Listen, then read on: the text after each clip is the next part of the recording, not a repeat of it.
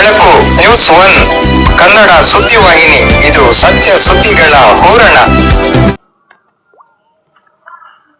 ಆಸ್ತಿ ತೆರಿಗೆ ಶೇಕಡ 5% ರಿಯಾಯಿತಿ ಸೌಲಭ್ಯ ಮೇ 31ರವರೆಗೂ ವಿಸ್ತರಣೆ. ಸಕಾಲಕ್ಕೆ ತೆರಿಗೆ ಪಾವತಿಸಿ ನಗರದ ಸರ್ವತೋಮುಖ ಅಭಿವೃದ್ಧಿಗೆ ಸಹಕರಿಸುವಂತೆ ಪೌರಾಯುಕ್ತರ ಮನವಿ. ಚಿಂತಾಮಣಿ ನಗರಸಭೆಯ ವ್ಯಾಪ್ತಿಗೆ ಒಳಪಡುವ ಎಲ್ಲಾ ಆಸ್ತಿ ತೆರಿಗೆದಾರರು 2026-27ನೇ ಸಾಲಿನ ಆಸ್ತಿ ತೆರಿಗೆಯನ್ನು ಇದೇ ಮೇ 31ರ ಒಳಗಾಗಿ ಪಾವತಿಸಿದರೆ ಅವರಿಗೆ ಶೇಕಡ 5% ರಿಯಾಯಿತಿ ಸೌಲಭ್ಯ ದೊರೆಯುವುದೆಂದು ಚಿಂತಾಮಣಿ ನಗರಸಭೆಯ ಪೌರಾಯುಕ್ತರಾದ ಶ್ರೀಯುತ GN ಚಲಪತಿರವರು ತಿಳಿಸಿದರು. ನಗರಸಭೆಯ ಕಚೇರಿಯಲ್ಲಿ ಕರೆಯಲಾಗಿದ್ದ ಪತ್ರಿಕಾಗೋಷ್ಠಿಯಲ್ಲಿ ಮಾತನಾಡಿದ ಅವರು, ಈ ಹಿಂದೆ ಏಪ್ರಿಲ್ 30ರವರೆಗೆ ಮಾತ್ರ ತೆರಿಗೆ ಪಾವತಿಸಲು ದಿನಾಂಕ ನಿಗದಿಪಡಿಸಲಾಗಿತ್ತು. ಆದರೆ ಈಗ ರಾಜ್ಯ ಸರ್ಕಾರವು ಮೇ 31ರವರೆಗೂ ಕಾಲಾವಕಾಶವನ್ನು ವಿಸ್ತರಿಸಿದ್ದು, ಆಸ್ತಿ ಮಾಲೀಕರು ಇದರ ಸೌಲಭ್ಯವನ್ನು ಪಡೆದುಕೊಳ್ಳಬೇಕೆಂದು ಹೇಳಿದರು. ನಿಗದಿತ ದಿನಾಂಕದ ನಂತರ ದಂಡದೊಂದಿಗೆ ತೆರಿಗೆ ಪಾವತಿಸಬೇಕಾಗುತ್ತದೆ ಎಂದು ಎಚ್ಚರಿಕೆ ನೀಡಿದರು. ಸಕಾಲಕ್ಕೆ ಆಸ್ತಿ ತೆರಿಗೆಯನ್ನು ಪಾವತಿಸುವುದರ ಮೂಲಕ ನಗರದ ಸರ್ವತೋಮುಖ ಅಭಿವೃದ್ಧಿಗೆ ಸಹಕರಿಸಬೇಕೆಂದು ವಿನಂತಿಸಿದರು. ನಗರದಲ್ಲಿ ಕೈಗೊಂಡಿರುವ ಹಾಗೂ ಕೈಗೊಳ್ಳಲಿರುವ ಹಲವಾರು ಅಭಿವೃದ್ಧಿ ಕಾರ್ಯಗಳ ಬಗ್ಗೆಯೂ ವಿವರಿಸಿದರು. ಮೊದಲನೇದಾಗಿ ಈಗಾಗಲೇ 2026-27ನೇ ಸಾಲಿನಲ್ಲಿ ಏನು ಪ್ರತಿ ವರ್ಷ ವಾಡಿಕೆಯಂತೆ ಘನವಿತ ಸರ್ಕಾರ 5% ರಿಬೇಟ್ ಏನು ಕೊಡ್ತಾ ಇತ್ತು, ಅದನ್ನ ಈ ಬಾರಿ ಕಾರಣಾಂತರಗಳಿಂದ ಸೆನ್ಸಸ್ ಬಂದಿದ್ರಿಂದ ಮತ್ತು ನಿರಂತರವಾಗಿ ರಜಾ ಬಂದಿದ್ರಿಂದ ಈ ಬಾರಿ 1 ತಿಂಗಳ ಕಾಲ ಅಂದ್ರೆ 31/5/2026 ಸರ್ಕಾರ ಮಾನ್ಯ ನಗರಾಭಿವೃದ್ಧಿ ಇಲಾಖೆ ವತಿಯಿಂದ ಎಕ್ಸ್ಟೆನ್ಷನ್ ಮಾಡಿ ಆದೇಶ ಮಾಡಿದ್ದಾರೆ. ಸೊ ಎಲ್ಲಾ ಸಾರ್ವಜನಿಕರು ಇದರ ಉಪಯೋಗವನ್ನು ಪಡ್ಕೊಳ್ಬೇಕು. ಮತ್ತು ಈ ಟ್ಯಾಕ್ಸ್ ಏನಿದೆಯೋ ಟ್ಯಾಕ್ಸ್ ನೆಟ್ ಒಳಗಡೆ ಬರುವಂತದಕ್ಕೆ ಇದನ್ನು ಬಂದು 5% ರಿಬೇಟ್ ಉಪಯೋಗಿಸ್ಕೊಂಡು ನಗರಕ್ಕೆ ನಿಗದಿತವಾದಂತಹ ತೆರಿಗೆಗಳನ್ನ ನಾನು ಪಾವತಿ ಮಾಡ್ಬೇಕಂತ ಎಲ್ಲ ನಾಗರಿಕರಲ್ಲಿ ನಾನು ಮನವಿ ಮಾಡ್ತೇನೆ. ಇದೊಂದು ಆಪರ್ಚುನಿಟಿ. ಪ್ರಪ್ರಥಮ ಬಾರಿಗೆ ಅನಧಿಕೃತ ಆಸ್ತಿಗಳಿಗೂ ಸಹ ಈ ಬಾರಿ 5% ರಿಬೇಟ್ ಅನ್ನು ಕೊಟ್ಟಿದ್ದಾರೆ. ಅಂದ್ರೆ ಲಾಸ್ಟ್ ಟೈಮ್ ನಾವು ಏನು ಅನಧಿಕೃತ ಆಸ್ತಿಗಳಿದ್ವು ಅದಕ್ಕೆ ಬೀಗಾತ ಕೊಟ್ಟಿದ್ದೀವೋ ಅದನ್ನು ಇದುವರೆಗೂ ಕೊಟ್ಟಿಲ್ಲ. ಈ ಸಲ ಅದಕ್ಕೂ ಸಹ 5% ರಿಬೇಟ್ ಕೊಟ್ಟಿದ್ದಾರೆ. ಅದನ್ನು ಸಹ ಉಪಯೋಗಿಸ್ಕೊಬೇಕು ಅಂತ ನಾನು ಎಲ್ಲ ನಾಗರಿಕರಲ್ಲಿ ಮನವಿ ಮಾಡ್ತೇನೆ. ಇದು ಈ ತಿಂಗಳ 31/5/2026 ಇರ್ತದೆ. ಯಾರ್ಯಾರು ತೆರಿಗೆಗಳು ಕಟ್ಟೋದಿಲ್ವೋ ಅವರನ್ನ ನಮ್ಮ ಕಡೆಯಿಂದಾನೆ ಇದುವರೆಗೂ ಮಾಡಿರಲಿಲ್ಲ. ಈ ಸರಿ ಮನೆ ಜಿಲ್ಲಾಧಿಕಾರಿಗಳು ಆದೇಶ ಮಾಡಿದ್ದಾರೆ. ನಾವೇ ನಗರಸಭಾ ವತಿಯಿಂದ ಪ್ರತಿ ಕಮರ್ಷಿಯಲ್ ಬಿಲ್ಡಿಂಗು ಹೌಸಸ್ ಮತ್ತು ಯಾವ ಬಿಲ್ಡಿಂಗ್ಸ್ ಇದಾವೆ ಅದನ್ನ ನಾವೇ ಕ್ಯಾಲ್ ಮಾಡ್ತೀವಿ. ಇನ್ ಕೇಸ್ ಏನಾದರೂ ತಪ್ಪು ನಿರ್ಧಾರಣೆ ಮಾಡ್ಕೊಂಡಿದ್ರೆ, ತೆರಿಗೆ ಕಡಿಮೆ ಕಟ್ಕೊಂಡಿದ್ರೆ ಕಡ್ಡಾಯವಾಗಿ ಅದನ್ನ ಸೆಕ್ಷನ್ ನಮ್ಮ ಏನು 1964 ಆಕ್ಟ್ ಪ್ರಕಾರ ದುಪ್ಪಟ್ಟು ತೆರಿಗೆ 18,000 ಪ್ರಕಾರ ದುಪ್ಪಟ್ಟು ತೆರಿಗೆ ಏನ್ ಹಾಕ್ಬೇಕು ಅದನ್ನ ನಾವು ದುಪ್ಪಟ್ಟು ತೆರಿಗೆ ಹಾಕ್ತಿವಿ, ಅದನ್ನು ಕಟ್ಟಲಿಕ್ಕೆ ಮಾಡ್ತೀವಿ. ಅದೇ ರೀತಿಯಾಗಿ ನಿಮ್ಮ ಸೈಟ್ಗಳಲ್ಲಿ ಯಾರಿಗಾಗಲೇ ನಿವೇಶನಗಳು ಹೊಂದಿದ್ದೀರಾ, ನಿವೇಶನಗಳನ್ನು ದಯವಿಟ್ಟು ಕ್ಲೀನ್ ಮಾಡ್ಕೊಳ್ಳಿ. ಯಾಕಂದ್ರೆ ಎಲ್ಲಾ ನಿಮ್ಮ ಪಕ್ಕದ ನಿವೇಶನಗಳಲ್ಲಿ ಕಸ ಹಾಕ್ತಿದ್ದಾರೆ. ನಾವು ಈಗಾಗಲೇ ಮಾನ್ಯ ಗೌರವಾನ್ವಿತ ಸಚಿವರು ಪ್ರತಿ ವಾರ್ಡ್ಗೂ ಒಂದು ವಾಹನ ಅಂತ SWML ವಾಹನ ಬಿಟ್ಟಿದ್ದೀವಿ. ಮತ್ತೆ ನಮ್ಮಲ್ಲಿ ಕಮ್ಯುನಿಟಿ ಪಾಪ್ಯುಲರ್ಸ್ ಅಂತ ಬಂದು ಈಗಾಗಲೇ ವಾರ್ಡ್ ವೈಸ್ ನಾವೆಲ್ಲ ಮಾಡ್ತಿದ್ರು ಸಹ ಅದರಲ್ಲಿ ಕಸ ಹಾಕ್ತಿದ್ದಾರೆ. ದಯವಿಟ್ಟು ಅದನ್ನ ಹಾಕ್ಬೇಡಿ. ಊರು ಸಹ ನಾವು ಟ್ಯಾಕ್ಸ್ ಅಲ್ಲಿ ಇನ್ಕ್ಲೂಡ್ ಮಾಡ್ಬೇಕು ಅಂತ ಈ ಸರಿ ಮಾಡ್ಕೊಂಡಿದೀವಿ. ಆಮೇಲೆ CND ವೇಸ್ಟ್ ಅನ್ನ ಸುಮಾರು ಸರಿ ನೀವು ಗಮನಿಸಿರ್ಬೋದು. ಕೆಲವೊಂದು ಮನೆ ರೋಡಲ್ಲೆಲ್ಲ ಹಾಕಿರೋದು ಸಣ್ಣ ಪುಟ್ಟ ಗಲಾಟೆ ಆಗಿರೋದು ನೀವು ಗಮನಿಸಿರ್ತೀರಾ. CND ವೇಸ್ಟ್ ಮನೆ ಕಟ್ಟಡ ಮಾಡುವಂತ ಒಂದು ಇದನ್ನ ರೋಡ್ ಎಸಿಬೇಡಿ.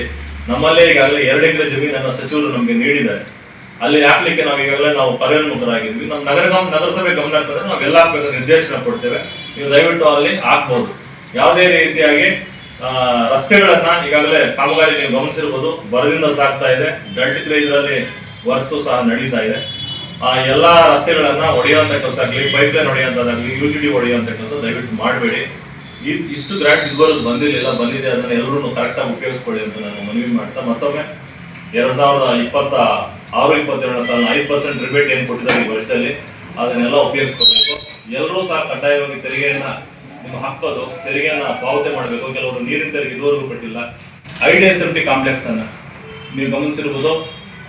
ಅದನ್ನ ಏನು ಕಾಂಪ್ಲೆಕ್ಸ್ ಇತ್ತು ಅದನ್ನ ರಿನೋವೇಟ್ ಮಾಡಿ ಮೇಲ್ಗಡೆ ಅಂಗಡಿಗಳು ಮಾಡಿ ಬೀದಿ ಬದಿ ವ್ಯಾಪಾರಸ್ಥರಿಗೆ ಮತ್ತು ಏನು ಸಣ್ಣ ಪುಟ್ಟ ಅಂಗಡಿಗಳ ನಗರದಲ್ಲಿ ಬೀದಿ ಬದಿ ಮಾಡ್ತಾರೆ ಅವರಿಗೆಲ್ಲ ಒಂದು ಶೆಲ್ಟರ್ ಕೊಡಬೇಕಂತ ಗೌರವಾನ್ವಿತ ಸಚಿವರು ಈಗಾಗಲೇ ಸುಮಾರು 22.65 ಲಕ್ಷಗಳಲ್ಲಿ PUDFC ಒಂದು ಸಹಯೋಗದೊಂದಿಗೆ ಆಕ್ಷನ್ ಪ್ಲಾನ್ ಮಾಡಿ ಟೆಂಡರ್ ಎಲ್ಲ ಮಾಡಿ ಕಾರ್ಯವನ್ನು ಮಾಡಬೇಕಂತ ಹೊರಟಾಗ ನಾವೆಲ್ಲ ಗಮನಿಸಿದಾಗ ಅಲ್ಲಿ ಮೇಲ್ಗಡೆ ಚಾವಣಿ ಎಲ್ಲ ತೆಗೆದಿದ್ದಾರೆ ಮತ್ತು ಫಿಟ್ನೆಸ್ ಸರ್ಟಿಫಿಕೇಟ್ ಕಳೆದಾಗ ಅನ್ಫಾರ್ಚುನೇಟ್ ಆಗಿ ಈಗ ಅದು ಬಂದಿದೆ, ಫಿಟ್ನೆಸ್ ಇಲ್ಲ ಅಂತ ಬಿಡಬ್ಲ್ಯೂಡಿಂದನೂ ಕೊಟ್ಟಿದ್ದಾರೆ ಮತ್ತು ಬೇರೆ ಕಡೆಯಿಂದ ಕೊಟ್ಟಿದ್ದಾರೆ. ಇಲ್ಲಿ ಹೇಳ್ತಾರೆ ಸಮಯ ವಾಸ್ತವಿಕವಾಗಿ ಕಂಡು ಬಂದಿರುವ ಕಟ್ಟಡ ಸ್ಥಿತಿಗತಿಗಳನ್ನು ಅವಲೋಕಿಸಿ ಸದರಿ ಕಟ್ಟಡ ಬಳಕೆಗೆ ಯೋಗ್ಯವಾಗಿದೆ ಅಂತ ಮಾಡ್ತಾರೆ. ಸೊ ಇದಕ್ಕೆ ಹಲವಾರು ಕಾರಣಗಳಿರ್ಬೋದು.